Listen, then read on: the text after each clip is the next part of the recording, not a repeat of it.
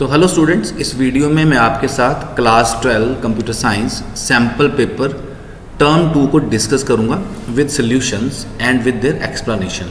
तो देखिए, मैंने पेपर ऑलरेडी डाउनलोड कर रखा है, इसको वर्ड में कन्वर्ट करके इसके आंसर्स वगैरह लिख रखे हैं। आप देखिए, पहले तो आपको पता होना चाहिए कि आपका पेपर 35 मार्क्स का है और टाइम इज़ 2 आवर्स और पेपर को 3 सेक्शंस में डिवाइड करा गया है, section A, section B and section C. Section A में 7 क्वेश्चंस हैं, 1 to 7। सेक्शन बी में 8 to 10, there are 3 questions and section C में 11 to 13, again 3 questions. Section A में हर क्वेश्चन 2 मार्क्स का है, सेक्शन बी में 3 मार्क्स का और सेक्शन सी में हर क्वेश्चन 4 मार्क्स का है। प्लस उसके अलावा चॉइसेस भी दी गई हैं क्वेश्चन नंबर 7, 8 और 12 के अंदर। तो let's start with question number 1। सो पहला क्वेश्चन है, give any 2 characteristics of stacks. तो जैसे कि आपको पता है स्टैक एक डाटा स्ट्रक्चर है, तो इसकी कैरेक्टरिस्टिक में आप लिख सकते हैं, it is a LIFO, last in first out data structure and insertion and deletion can occur at only one end that is top of the stack. So ये लीफो है, last in first out data structure है, इसमें insertion और deletion जो है वो सिर्फ एक ही एंड पे होती हैं, जिसे हम स्टैक का टॉप बोलते हैं। उसके अलावा अगला क्वेश्चन है, एक्सपैंड द फॉलोइंग, इसकी फुल फॉर्म लिखनी है। SMTP की फुल फॉर्म होती है सिंपल मेल ट्रांसफ़र प्रोटोकॉल और XML की फुल फॉर्म होती है एक्सटेंसिबल मार्कअप लैंग्वेज। उसके अलावा क्वेश्चन नंबर सेकंड पार्ट है, auto following which is the fastest wired and wireless medium of transmission. ये कुछ ऑप्शन दे रखे हैं, इसमें से हमें बताना है फास्टेस्ट कौन सा है वायर्ड में और वायरलेस में। सो फास्टेस्ट वायर्ड मीडियम जो है वो है optical fibre and fastest wireless medium जो है वो है माइक्रोवेव। नेक्स्ट क्वेश्चन डेटाबेस का है, differentiate between char-n and var-char-n data types with respect to databases. char-n और var-char-n। char-n refers to fixed length data string data type.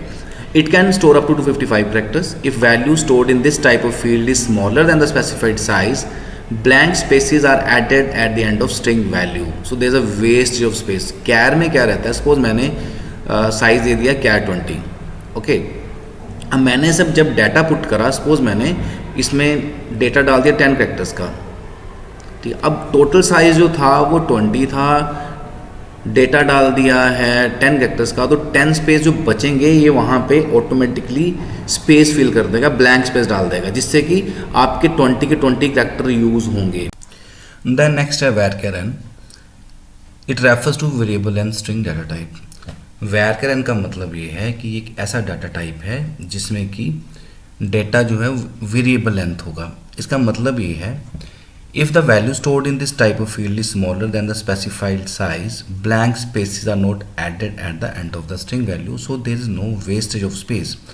मान लीजिए मैंने साइज़ लिया 20, लेकिन वैल्यू जो है वो 10 करेक्टर्स की है, तो देखिए अब 20 में से 10 तो यूज़ हो गए, जो अगले 10 बचे हैं यहाँ पे ये स्पेसिस ऐड नहीं करेगा, सिंपली जो भी स्पेस बचा है उसको इग्नोर कर देगा और नेक्स्ट फील्ड में या नेक्स्ट रिकॉर्ड में यूज़ कर लेगा। तो var-char वाले केस में जो स्पेस है कोई वेस्टेज नहीं होता है।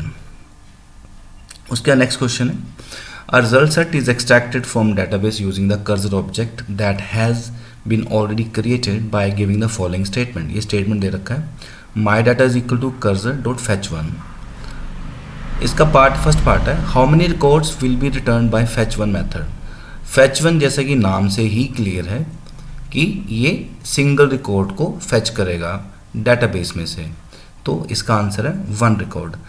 उसके अलावा आपको नॉलेज के लिए बता दूं, यहाँ पे ऑप्शन होता है फेच मैनी का। फेच मैनी में आप बता सकते हैं कि आपको कितने रिकॉर्ड्स फेच करने हैं, तो उसके अकॉर्डिंगली ही हमारे रिकॉर्ड्स डेटाबेस में से फेच हो जाएंगे। What will be the data type of my data object after the given command is executed.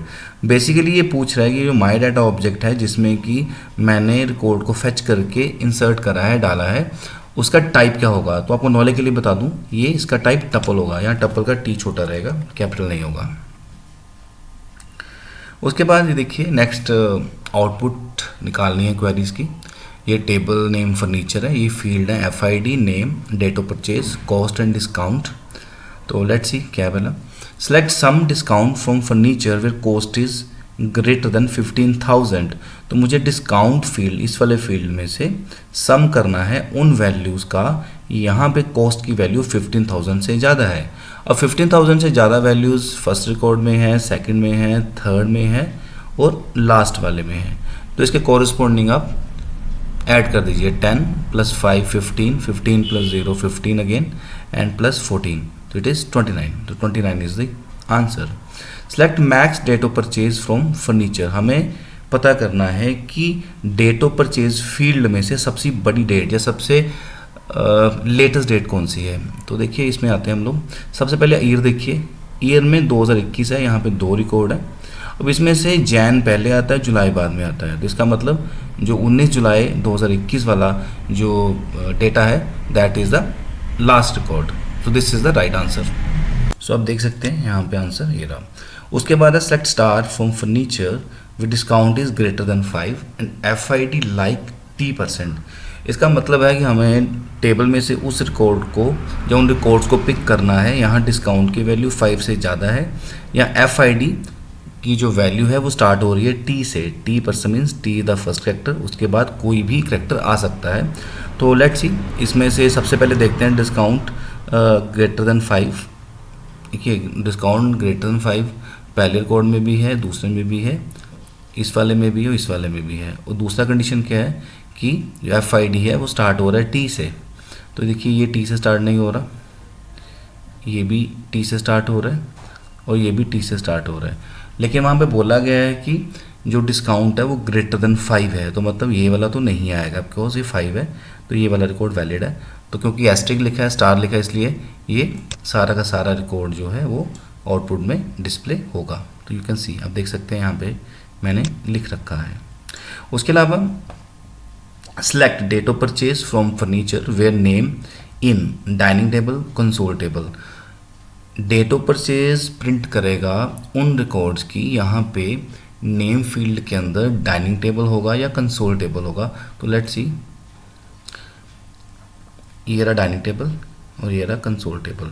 Dining table में डेट ऑफ परचेज की वैल्यू है 10 मार्च 2020 एंड कंसोल टेबल में वैल्यू है 17 नवंबर 2019। तो लेट्स सी, देखिए ये दोनों जो रिकॉर्ड्स हैं या वैल्यूज़ हैं डेट ऑफ परचेज फील्ड में, उनको शो करा गया है। Which command is use to view list of tables in a database. Database में से टेबल्स की लिस्ट को देखने के लिए हम कमांड का यूज़ करते हैं जिसे बोलते हैं show tables. Give 1 point of difference between an equi join and natural join.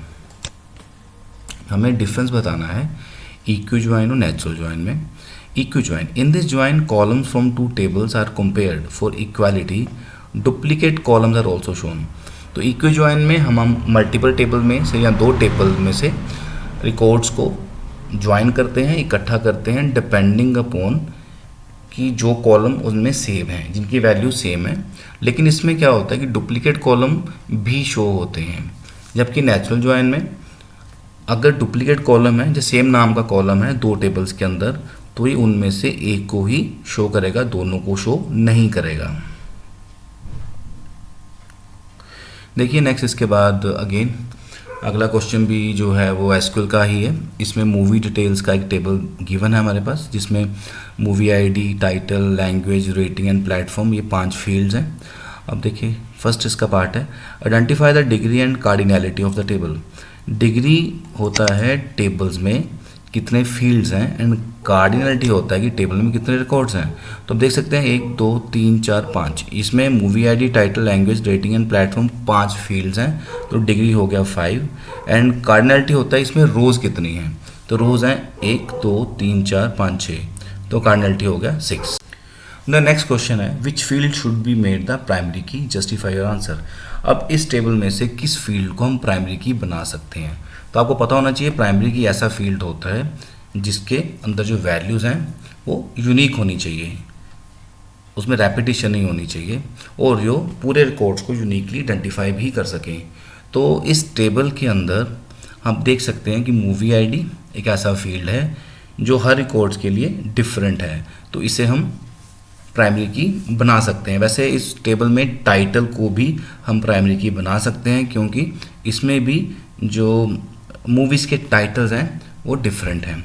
तो अभी के लिए हम इसको मूवी आईडी को ही प्राइमरी की बना के चलेंगे। अब इसने अगला क्वेश्चन देखिए, और पार्ट में उसका जो ऑप्शन है उसमें दे रखा है identify the candidate keys from the table movie details. तो जैसे मैंने पहले आपको बताया कि हम लोग मूवी आईडी और टाइटल दोनों में से किसी को भी प्राइमरी की बना सकते हैं, तो इन दोनों को हम कैंडिडेट कीज बोल सकते हैं। तो कैंडिडेट कीज वो फील्ड्स होते हैं जिन्हें कि प्राइमरी की के लिए कंसिडर करा जा सकता है, जिनको प्राइमरी की तरह यूज़ किया जा सकता है। देखिए एक टेबल हो रहा है स्केड्यूल, जिसमें कि slot ID, movie ID, time slot, ये 3 फील्ड्स हैं। Which field will be considered as the foreign key if tables, movie details and schedule are related in a database. Question है कि इस टेबल में से किस फील्ड को हम फॉरेन की बना सकते हैं अगर हमें मूवी डिटेल्स और इस टेबल को आपस में रिलेट करना है। तो देखिए इसका बड़ा सिंपल सा तरीका ये है कि आप वो फील्ड देखिए जो दोनों टेबल्स में कॉमन हो। तो देखिए अगर दोनों टेबल्स को गौर से देखें तो मूवी आईडी फर्स्ट टेबल में भी है और सेकंड टेबल में भी है। तो ये राइट फील्ड है फॉरेन की बनाने के लिए। सो movie ID is the answer. उसके बाद स्टैक बेस्ड क्वेश्चन है। Julie has created a dictionary containing names and marks as key value pairs to 6 students. Write a program with separate user-defined functions to perform following operations. Push the keys. Dictionary given है, देखिए नीचे example दे रखा है जिसमें कि values हैं ओम 76, जय 45, BOB Bob 89, Ali 65, Anu 90 and Tom 82। इनकी जो कीज़ हैं मतलब ओम, जय, बॉब, अली, अनु, टॉम को हमें स्टैक में इंसर्ट करना है। यहाँ पे मार्क्स की वैल्यू 75 से ग्रेटर है, मतलब कि हमें वैल्यूज जो डालनी है, जो कीज़ डालनी है वो डालेंगे 76 के कॉरस्पॉन्डिंग, 89 एंड 90 और 82। देखिए इस आउटपुट भी दे रखा है कि आउटपुट कुछ इस तरह से आना चाहिए। तो देखिए पुश के लिए तो मैंने फंक्शन बनाया पुश नाम से। आर मेरा ये डिक्शनरी है, मैं ज्यूम कर रहा हूँ कि ऑलरेडी ये मेरा आर्गूमेंट इसमें वैल्यूज़ हैं। एसटीक के एक स्टैक है, लिस्ट बेस्ड स्टैक है जिसमें कि मुझे वैल्यूज़ इंसर्ट करनी है, कीज़ को इंसर्ट करना है। तो देखिए 4K इन R, इसका मतलब है कि जो आपकी डिक्शनरी है उसकी जो कीज़ हैं वो बारी बारी से K में आती जाएंगी। जैसे पहले ओम आएगा K में, फिर जय आएगा, फिर Bob, Ali, Anu and Tom. If R K का मतलब है R is the name of dictionary, K is the key. अब जैसे पहली की है ओम, अगर ओम के कॉरस्पॉन्डिंग मार्क्स की वैल्यू 75 से ज़्यादा है तो क्या कर दे, स्टैक में अपेंड कर दे। ठीक है, स्टैक में डाल दिया। अगेन देन अगली की जय है, जय आ गया K में। इफ़ आर के, जय के कॉरस्पॉन्डिंग मार्क्स की वैल्यू 45 है, ये कंडीशन फॉल्स है तो 45 जय जो है वो स्टैक में अपेंड नहीं होगा। देन सिमिलरली बॉब आ गया K में, इसके कॉरस्पॉन्डिंग मार्क्स 89, 75 से बड़ा है तो ये स्टैक में अपेंड हो जाएगा। सिमिलरली अली के केस में कंडीशन फॉल्स है तो स्टैक में अपेंड नहीं होगा। देन अनु ये कॉरस्पॉन्डिंग 90 है, 90 75 से बड़ा है तो ये अनु जो है वो स्टैक में अपेंड हो जाएगा। देन सिमिलरली टॉम ये कॉरस्पॉन्डिंग मार्क्स 82 हैं, 75 से बड़े हैं तो ये भी स्टैक में अपेंड हो जाएगा। तो मतलब बेसिकली इस डिक्शनरी में से ओम, बॉब, अनु और टॉम जो हैं वो हमारी स्टैक में जा चुके हैं। अब उसके बाद दूसरा ऑप्शन है pop and display the content of stack. हमें पॉप करना है और उस स्टैक के कंटेंट को डिलीट करना है। पॉप का बेसिकली मतलब होता है स्टैक में से जो टॉप पे वैल्यू है उसको डिलीट करना, और पुश का मतलब होता है स्टैक में वैल्यू को इंसर्ट करना। तो पॉप की बात करते हैं। डेफ पॉप STK हमने जूम कर लिया, स्टैक है। If length of STK is equal to 0, अगर स्टैक की लेंथ 0 है तो प्रिंट होगा underflow, otherwise stack STK dot pop से क्या होगा कि जो भी टॉप एलिमेंट है वो डिलीट हो जाएगा। और उसके बाद स्टैक को प्रिंट करना है तो हम लूप लगा सकते हैं फॉर आइटम इन STK की पहली वैल्यू आइटम में प्रिंट कर दी हुई, दूसरी, तीसरी एंड सो ऑन। लेकिन यहाँ पे देखिए इसने बोला कि आउटपुट ऐसे आना चाहिए स्पेस के साथ, ना कि अलग अलग लाइन पे। तो इसमें हम ये कर सकते हैं, we can write here end is equal to, इस तरह से अगर हम लिख देंगे तो हमारा जो आउटपुट है, जो स्टैक का कंटेंट है, वो इस तरह से सेम लाइन में ही आएगा। इसमें भी ऑप्शन है हमारे पास। अब सेकंड ऑप्शन क्या आ रहा है, Alam has a list consisting or containing 10 integers. You need to help him create a program with separate user-defined functions to perform the following operations based on this list. अब इस पहले case में जो dictionary दी गई है, यहाँ पे list दी गई है, तो उसने बोला है कि आपको क्या करना है, आपको लिस्ट के कंटेंट्स को ट्रवर्स करना है और इवन वैल्यूज़ को, इवन नंबर को स्टैक में इंसर्ट कर देना है। मतलब जो लिस्ट एग्जिस्टिंग लिस्ट है उसमें से इवन वैल्यूज़ को स्टैक में डालना है। एंड दूसरा ऑप्शन है कि आपको पॉप एंड डिस्प्ले अगेन पिछले की तरह आपको स्टैक में से जो उसके एलिमेंट टॉप पे है उसको डिलीट करना है, प्लस कंटेंट्स को डिस्प्ले भी करना है। तो देखिए इसमें एक सैम्पल दे रखा है लिस्ट का, ये वैल्यूज़ ऑलरेडी हैं इसके अंदर और इसका आउटपुट कुछ ऐसा आना चाहिए। देखिए def push N is the list, S T K is the stack जिसमें मुझे वैल्यू पेंट करनी है, 4k इन एन, इससे क्या होगा, बारी बारी वैल्यूज़ 12k में आ गया, फिर 13, 34, 56, बारी बारी से all values will be coming to k। अब क्योंकि हमें इवन वैल्यू डालनी है तो कंडीशन लगा दी if k%2 is equal to 0। जैसे 12 आया पहले k में, 12%2 इज इक्वल टू 0, मतलब 12 को 2 से डिवाइड करने पे अगर रिमाइंडर 0 है तो ये वैल्यू स्टैक में अपेंड हो जाएगी। तो ऑफकोर्स 12 इवन है तो स्टैक में चला गया 12। अब 13 जो है उसको 2 से डिवाइड करने पर रिमाइंडर 0 नहीं आएगा, तो 13 जो है वो स्टैक में अपेंड नहीं होगा। सिमिलरली 34 भी जाएगा, 56 भी हो जाएगा, 21 नहीं होगा, देन ये भी नहीं होगा, 98 हो जाएगा, 22 हो जाएगा। तो सिर्फ इस लिस्ट में से जो इवन वैल्यूज़ हैं वो स्टैक में अपेंड हो जाएंगी, स्टैक में पुश हो जाएंगी। अब इसका दूसरा पार्ट है pop and display the contents. अब इसमें भी सैम्पल आउटपुट दे रखा है। देखिए इसका ये ऑलमोस्ट सारा का सारा सेम है। If length of S T के इज इक्वल 0, अगर स्टैक की लेंथ 0 है तो प्रिंट अंडरफ्लो प्रिंट हो जाएगा। अदरवाइज एस टी के डॉट पॉप से वो स्टैक में से टॉप एलिमेंट को डिलीट कर देगा और उसके बाद पिछले की तरह ही मुझे इसको डिस्प्ले करना है। तो क्योंकि वहाँ बोला गया है कि हमारी जो वैल्यूज़ हैं वो सिंगल लाइन में ही आनी चाहिए, तो मुझे यहाँ पे एंड का यूज़ करना पड़ेगा। देन उसका नेक्स्ट क्वेश्चन है, a table item has been created in a database with following fields. अब एक टेबल ऑलरेडी है आइटम नाम से जिसमें कि फील्ड है item code, item name, QTY and price. Give the SQL command to add a new field discount of type integer to item table. हमें SQL की कमांड लिखनी है, एक नया फील्ड ऐड करना है डिस्काउंट जो इंटीजर टाइप का है, किसमें, आइटम टेबल के अंदर। तो कमांड लिखेंगे alter table, table name is item, add field का नाम डिस्काउंट, उसका टाइप। तो इस कमांड से हम नया फील्ड एग्जिस्टिंग टेबल में ऐड कर सकते हैं। अब जो कुछ कमांड दे रखी हैं इन्हें हमें कैटेगराइज करना है DDL एंड DML कमांड्स के अंदर। DDL कमांड्स में मेन 3 कमांड्स होते हैं, आपको बता दूं मैं, क्रिएट, ऑल्टर एंड ड्रॉप। ठीक है जी, तो इसमें से drop table and alter table, ये 2 कमांड जो हैं वो DDL हैं। देखिए यहाँ पे आंसर में दे रखा है। और इंसर्ट इनटू और अपडेट ये DML कमांड्स हैं। DML में इन दोनों के अलावा सेलेक्ट और डिलीट कमांड वो भी DML का पार्ट ही होती है। उसके देखिए एक नेक्स्ट क्वेश्चन है, Charu has to create a database name MyEarth इन MySQL. She now needs to create a table city in the database to store the records of various cities across the globe. The table city has the following structure. अब इस question में आपको क्या करना है, एक database create करना है पहले तो MyEarth नाम से, ओके, और उसके बाद एक आपको टेबल सिटी क्रिएट करना है उसी डेटाबेस के अंदर जिसका ये स्ट्रक्चर दे रखा है। तो सबसे पहले तो डेटाबेस क्रिएट करेंगे, उसके लिए है क्रिएट डेटाबेस। डेटाबेस का नाम था MyEarth, तो दे दिया। अब इसी डेटाबेस में अगर आपको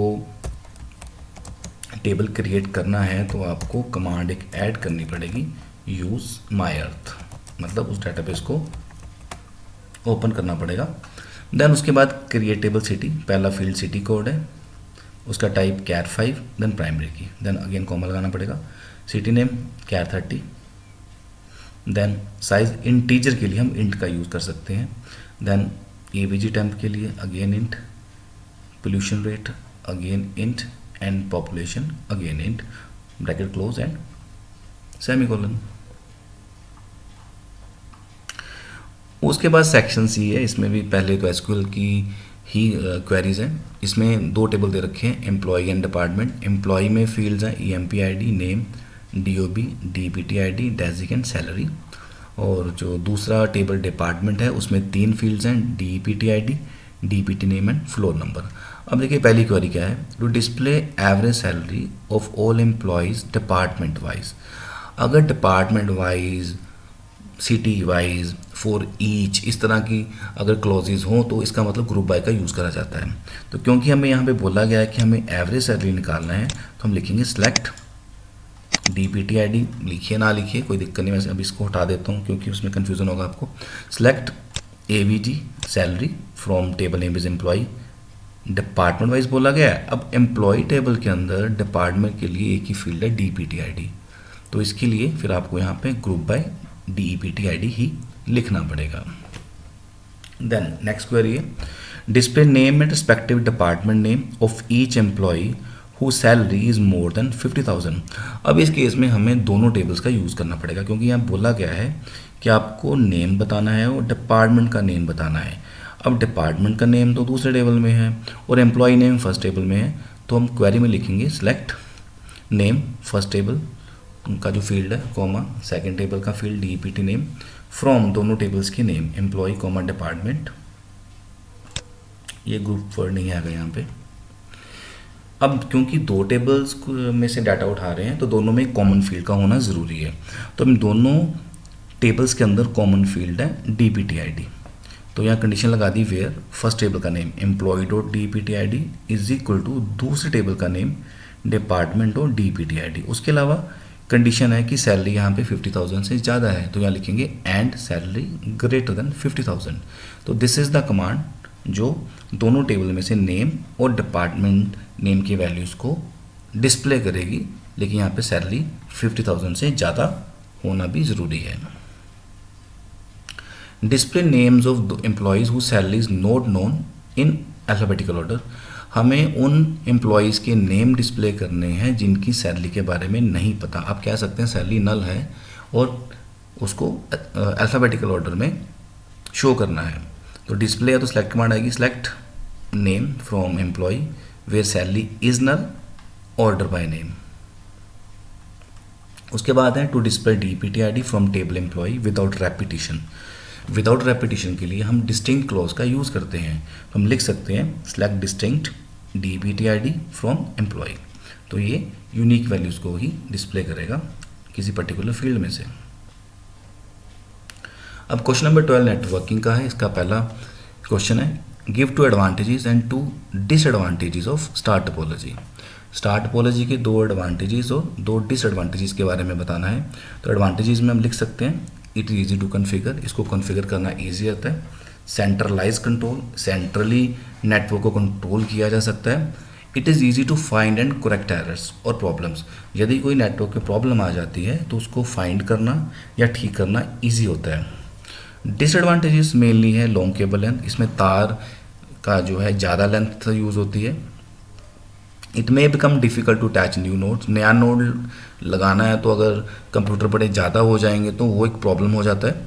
and if central computer is dead network stops working, और यदि सेंट्रल कंप्यूटर डेड हो जाए तो नेटवर्क काम करना बंद कर देगा। देन इसी क्वेश्चन में एक ऑप्शन है डिफाइन द फॉलोइंग टर्म्स। पहले है www। www is defined as a collection of protocols that are used to access any document on the internet। तो वर्ल्ड वाइड वेब है इसका फुल फॉर्म। ये प्रोटोकॉल्स का कलेक्शन है जिसको यूज़ किया जाता है इंटरनेट पे किसी भी तरह के डॉक्यूमेंट को एक्सेस करने के लिए। उसके अलावा web hosting. Web hosting it is the process of storing websites and web pages on A server in such a way that it is accessible through internet. तो वेब होस्टिंग वेबसाइट्स को या web pages को इस तरह से store करना है किसी कंप्यूटर पे या सर्वर पे ताकि वो इंटरनेट के थ्रू एक्सेस हो सकें। नेक्स्ट क्वेश्चन है how is packet switching different from circuit switching. पहले बात करते हैं पैकेट स्विचिंग की। In packet switching message is divided into fix size blocks called packets and then send forward. Packet switching में जो भी मैसेज है, जो भी डाटा है हम ट्रांसमिट करते हैं वो फिक्स साइज ब्लॉक्स में टूटता है, ब्रेक होता है, जिसको पैकेट्स बोलते हैं, उसके बाद आगे जाता है। There is no physical path between sender and receiver. इसमें सेंडर और रिसीवर के बीच में कोई फिजिकल पाथ नहीं होता है। उसके बाद सर्किट स्विचिंग है। In circuit switching physical connection is establish between sender and receiver before transmitting data. Circuit switching में सेंडर और रिसीवर के बीच में एक फिजिकल कनेक्शन का होना ज़रूरी है डाटा को ट्रांसमिट करने से पहले, और इसमें ऐसी कोई लिमिट नहीं होती ब्लॉक साइज़ के ऊपर। वैसे नॉलेज के लिए बता दूं, जो हमारे लैंडलाइन फ़ोन्स होते हैं दे फॉलो सर्किट स्विचिंग, और जो एसएमएस हम करते हैं वो पैकेट स्विचिंग को फॉलो करते हैं रियल लाइफ में बात करें तो। देन अगेन नेक्स्ट क्वेश्चन है, ये एक ऑर्गेनाइजेशन है, नोएडा में इसका सेंटर है, और इसके 4 ब्लॉक्स हैं, block A, block B, block C and block D. अब नीचे इन ब्लॉक्स के बीच का डिस्टेंस दे रखा है, A to B it's 40 meters, B to C 120 meters, C to D 100 meters, A to D, so A to D is 170 meters, B to D it is 150 meter, and A to C it's 70 meter. उसके अलावा number of computers हैं हर block के अंदर, block ए में 25 हैं, block B में 50, block C में 125 and block D में 10. अब पहला क्वेश्चन है, suggest and draw the cable layout to efficiently connect various blocks of buildings within the Noida Center for connecting the digital services. तो देखिए इसमें लेआउट बनाना basically बड़ा सिंपल तरीका बता देता हूँ। देखिए जो भी जैसा भी पेपर में हमें दे रखा है हमें उसी पैटर्न को फॉलो करना है, वैसे ही ड्रॉ करना है। अब इसमें सबसे पहले देखो सबसे कम डिस्टेंस किस में है, तो सबसे कम डिस्टेंस है 40 ए टू बी में, तो ए टू बी को आपस में हम ज्वाइन कर देंगे, जैसे देखिए जैसे मैंने कर भी रखा है नीचे। उसके बाद देन डिस्टेंस है 70 मीटर्स ए टू सी के बीच में, देन हम ए टू सी को ज्वाइन करेंगे, ये देखिए ज्वाइन कर दिया। अब उसके बाद हमारे पास ऑप्शन बचते हैं बेसिकली 3, हम इसको भी ज्वाइन कर सकते हैं और इसको भी ज्वाइन कर सकते हैं बस टोपोलॉजी बनाने के लिए। तो अगर हम देखें यहाँ पे सी टू डी में जो डिस्टेंस है वो है 100 मीटर्स, और बी टू डी में इट इज़ 150 मीटर, तो सी टू डी कम है तो हम सी टू डी को ज्वाइन कर देंगे। तो इस तरह से हमारा ये लेआउट बनेगा फॉलोइंग बस टोपोलॉजी। और यदि आपको लगे कन्फ्यूज़न हो रहा है बस टोपोलॉजी बनाने में, तो उसका सिंपल तरीका ये है कि जिस ब्लॉक में सबसे ज़्यादा कंप्यूटर्स है, जैसे सी में सबसे ज़्यादा कंप्यूटर्स हैं, तो आप सी को सेंटर में रख के सब इससे ज्वाइन कर दीजिए, मतलब सी टू ए लाइन लगा दीजिए, C to B and C to D, तो वो भी वैलिड ही माना जाएगा। उसके बाद suggest the placement of following devices with justification, repeater and hub switch. अब रिपीटर हम जनरली वहाँ लगाते हैं यहाँ डिस्टेंस 100 से ज़्यादा हो, अगर मीटर्स में। तो देखिए यहाँ पे इस लेआउट के अकॉर्डिंगली जो distance 150 metre B to D में है, तो वही एक जगह है यहाँ पे, सॉरी हमारे लेआउट के accordingly C to D check करते हैं, सी टू डी 100 मीटर्स है, हाँ बाकी तो कम है जी, क्योंकि 40 70 था, तो क्योंकि डिस्टेंस सी टू डी के बीच में 100 मीटर है तो हम रिपीटर लगा सकते हैं इन दोनों ब्लॉक के बीच में। रीज़न बड़ा सिंपल है कि distance is very large between them. और हब स्विच जो है वो डिवाइस होती हैं कंप्यूटर्स को आपस में इंटरकनेक्ट करने के लिए किसी बिल्डिंग के अंदर या किसी नेटवर्क के ऊपर, तो हब स्विच तो हर बिल्डिंग में लगेगा। What kind of network is formed if Noida office is connected to office in Mumbai. अब नोएडा और मुंबई का डिस्टेंस काफ़ी ज़्यादा है, तो ऑब्वियस है लैन तो बन नहीं सकता, पैन भी नहीं हो सकता, वैन ही बनेगा। And which fast and very effective wireless transmission medium should be preferably use to connect head office at Mumbai with the centre Noida. अब नोएडा से मुंबई के बीच में वायर्ड कनेक्शन तो जो है वो फिजिबल नहीं रहेगा, और क्योंकि फास्ट चाहिए वो बड़ा इफेक्टिव चाहिए, तो सैटेलाइट से अच्छा ऑप्शन कोई नहीं है। इस सैम्पल पेपर का जो लिंक है आपको इस वीडियो के डिस्क्रिप्शन में मिल जाएगा, और यदि आपको वीडियो अच्छा लगा हो इसे लाइक, सब्सक्राइब और अपने फ्रेंड्स के साथ शेयर करें ताकि उनका भी बेनिफिट हो सके।